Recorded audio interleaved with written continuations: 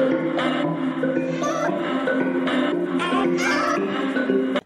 guys! Welcome back to our channel, Megaprojects that inspire, and we are the project peoples.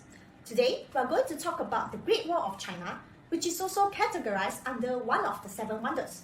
Are you excited? Let's continue watching.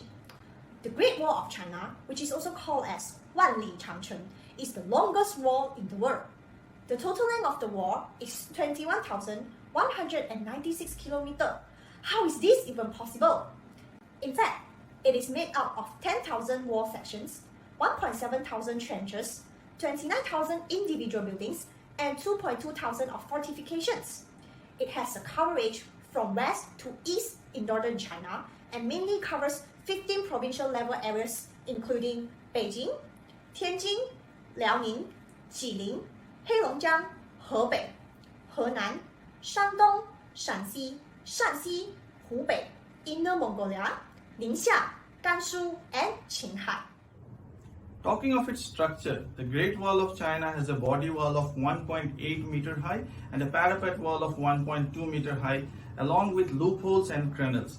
Every 100 meters or so, a flanking tower can be found to allow defenders to shoot arrows at attackers.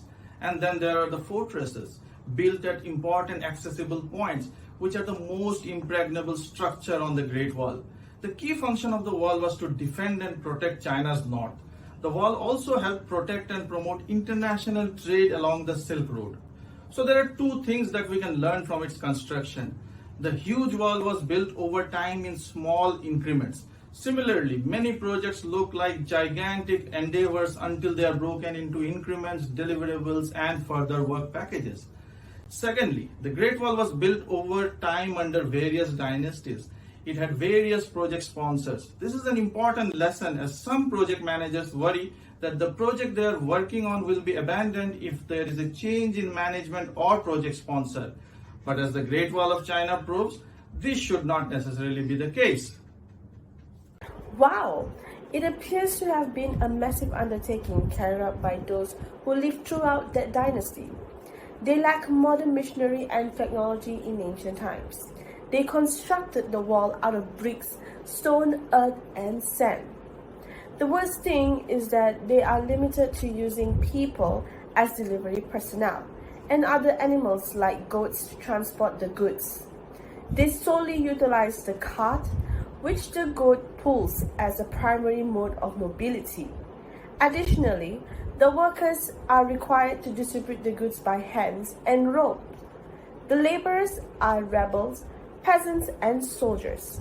Of course, none of them are voluntary, and most of the labor is performed by rebels and peasants, while soldiers are just present to keep an eye on them and ensure that they do not take breaks from their job. The rebels are individuals who reject or fight against the government, while the peasants are those underprivileged farmers. Now, let's take a look at who actually built the Great Wall of China and when it was built. The Great Wall of China was not built within one dynasty. The table here actually summarizes the construction of Great Wall of China across different dynasties.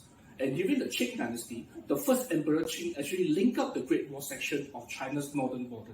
History actually recorded around 300,000 to 500,000 troops were actually assigned to build and guard the Qing dynasty's Great Wall with the help of 400,000 to 500,000 conscripted laborers. In Han Dynasty, the wall reaches the length of 5,955 kilometers, and Han Wuti at that time continued to extend the Great Wall using forced labors. There were poems and legends actually at that time portrayed how workers actually suffered and buried dead in a mass grave under the wall. And the workers actually died mainly due to accidents, hunger, and even exhaustion. Despite all the information spoken by my friends, do you think that the Great Wall is an inspiring mega project done by our ancestors? To us, yes, this is very inspiring mega project. Just imagine they are able to build the wall without the aid of any advanced technology and machinery. The Great Wall is unification of China, and it also showed the ability of Chinese working together even in different dynasties to complete the whole project. However, year to date, after natural erosion and human damage, 2,000 kilometers, which is around 30% of the Great Wall, have been completely wiped off due to the materials used in the past. The disadvantage is that they have no resources that are durable and resistant. So, the wall will often break after the war. Also, there is no complete plan to make the Great Wall at the beginning. But due to the collaboration between the dynasties, they are able to complete the project. Planning is important for a project as it helps to keep track of the timeline.